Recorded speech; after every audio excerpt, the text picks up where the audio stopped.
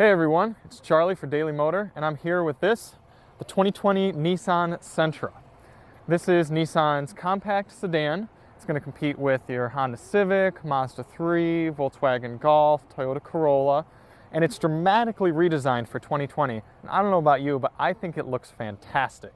We've got it here in the top level SR trim. This is Monarch Orange with its black roof.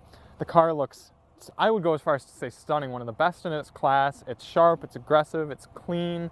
We've been spending all day driving it here, experiencing its 2-liter naturally aspirated engine, makes just under 150 horsepower, and in this trim you're going to see just under 33, 34 miles to the gallon in mixed driving. Let's go take a look around.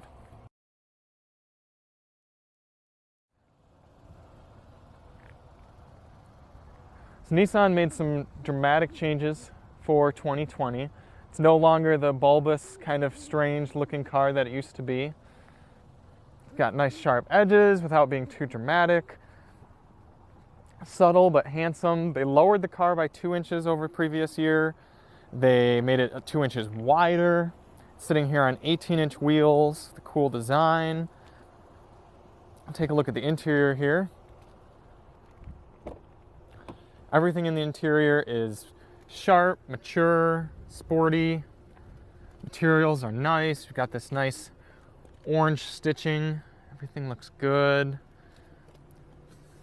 Especially when you consider the price point that this vehicle, as spec'd, is about $24,000, $25,000 and starts around $20,000. You really start to realize the value that Nissan is offering here. It's a clean layout. Seats are very comfortable. This is the first application of Nissan's zero gravity seats in a Sentra. And if you haven't sat in one of those, I highly recommend it.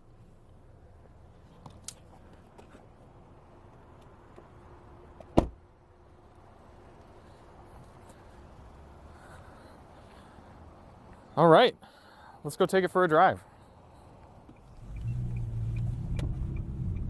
That is smooth. I do appreciate how the power does come on low, even if there's not all that much up top. When I saw that peak torque was in the 4,000 range for the revs, I was like, oh boy, this thing's just gonna dog itself off the line. But it's really not that way. That's pretty good initially. Mm-hmm.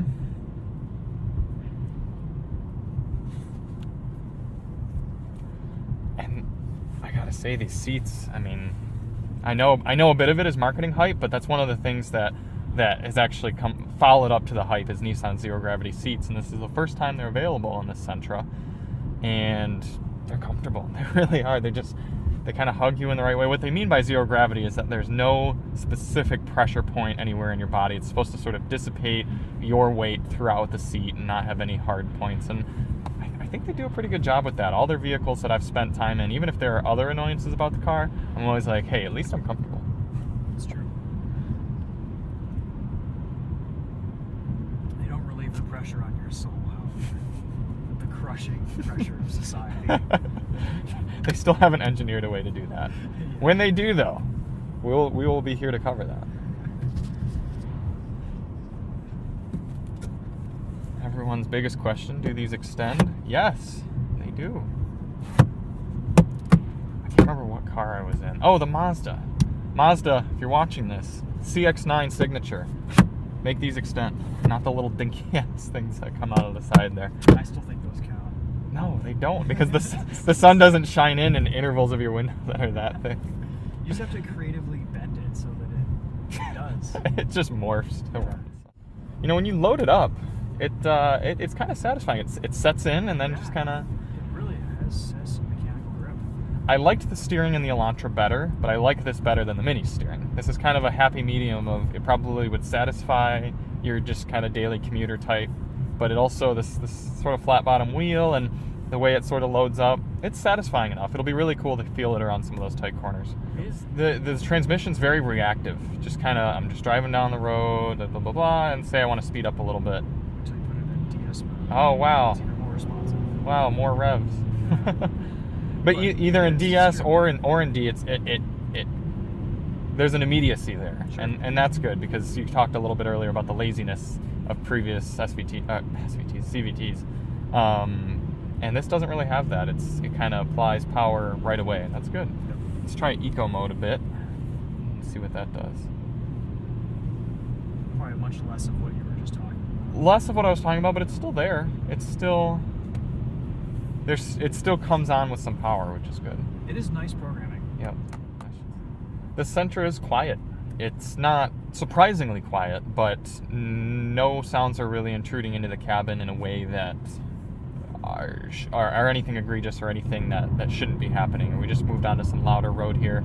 You can hear through the headphones there's sound, and most of that seems to be coming from the 18-inch wheels, a little bit lower profile tire that's going to transmit some more volume into the cabin. But wind noise is really good, and there are a lot of soft materials around the cabin which not only feel nice and look nice, but they also add to sound deadening. So good on Nissan for having a little bit of awareness there to quiet down the cabin in something that starts at only $20,000.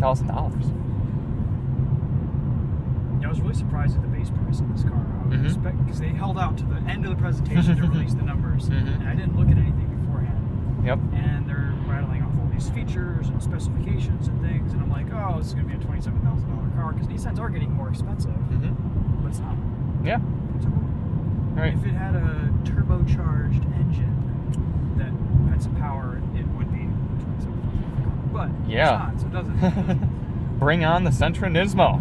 Yeah. You know, the previous Sentra Nismo was actually kind of a fun, sporty-looking little car, and I think a Sentra Nismo in this body style would look awesome. It would. It's a good platform too. I mean, you can feel the work that they've done to lower the center of gravity on this car. Oh yeah. That extra track width, that lower roof height. I assume it's got to be roof height. It can't be ground clearance. It pays off. Yeah. At the limit, and it still rides nicely too. Yep. Yeah, the headroom's good. Headroom, so you have like 7 inches of Oh yeah. Oh, it's impressive. Yeah. Maybe 6 inches. Yeah. But there's even kind of this like sectioned off bubble above your head to increase your Smart. I'm not a huge fan of this material for a headliner. I don't kind of like the felty feel. I like a little bit more of a. I don't know. It's subtle. It's not bad by any means. It's just not what I'm looking for. I do like the contrast stitching, the orange stitching through here. It looks good. It feels good, and it just. In order to be competitive in the compact sedan market, which I appreciate that Nissan's still committed to not only compact sedans, but sedans in general. You got their subcompact Versa, this compact Sentra, you've got the mid-size sort of family sedan Altima, and then you've got the larger full-size Maxima.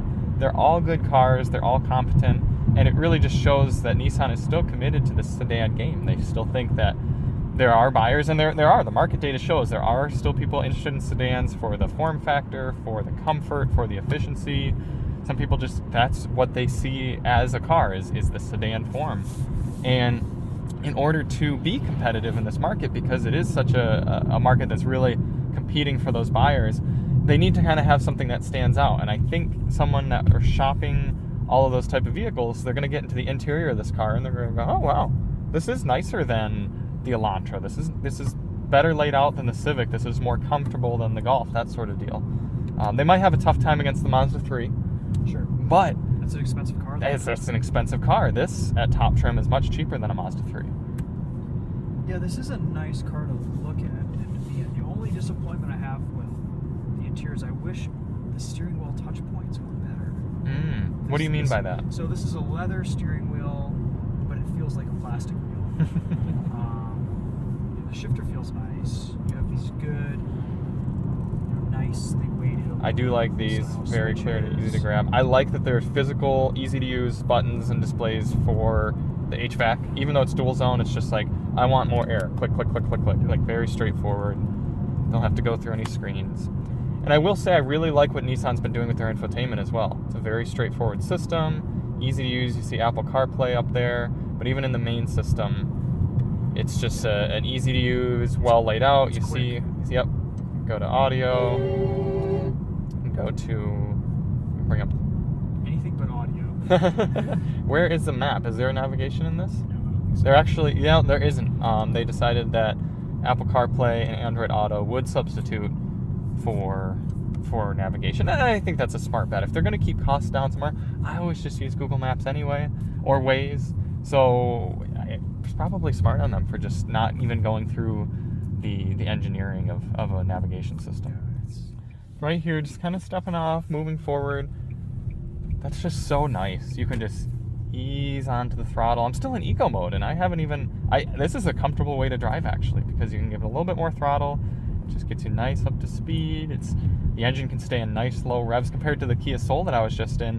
When you got off the line and kind of got up to 10 miles per hour, so transmission had to do this weird, like, should I be in first? Should I be in second? I don't even really know. And then it would just freak out and sort of stutter. You're past 2,000 RPMs there. No, I don't need to. It just gets nicely up to speed. I'm surprised that this being a naturally aspirated engine, it actually gets up to speed very effortlessly.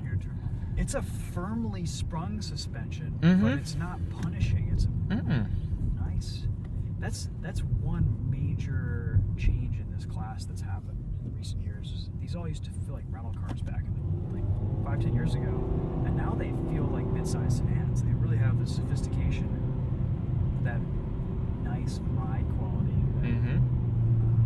It's quite impressive.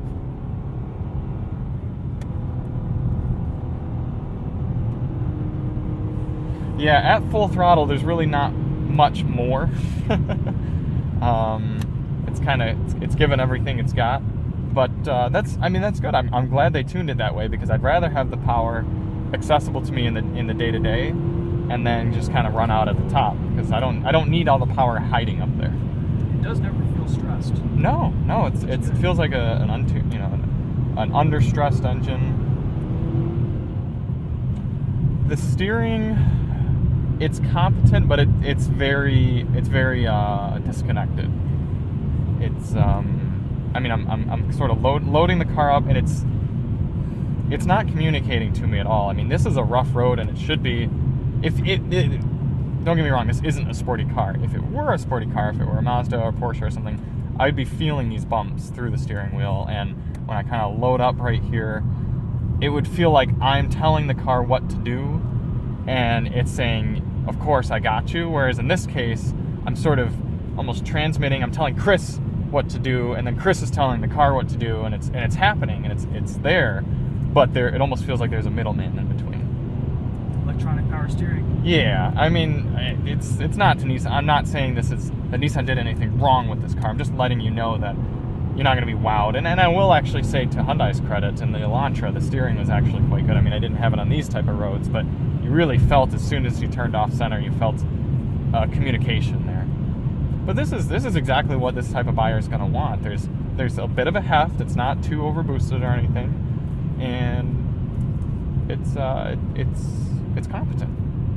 Honestly, what you said about the suspension, I think is dead on. It's well damped, and it's really handling these rough parts of the road surprisingly well. The fact that I can hustle it through this road, just having only driven it for about 20 minutes, it says something about this car. I'm not nervous. I'm not pushing it near the limit, but it doesn't feel out of place out here.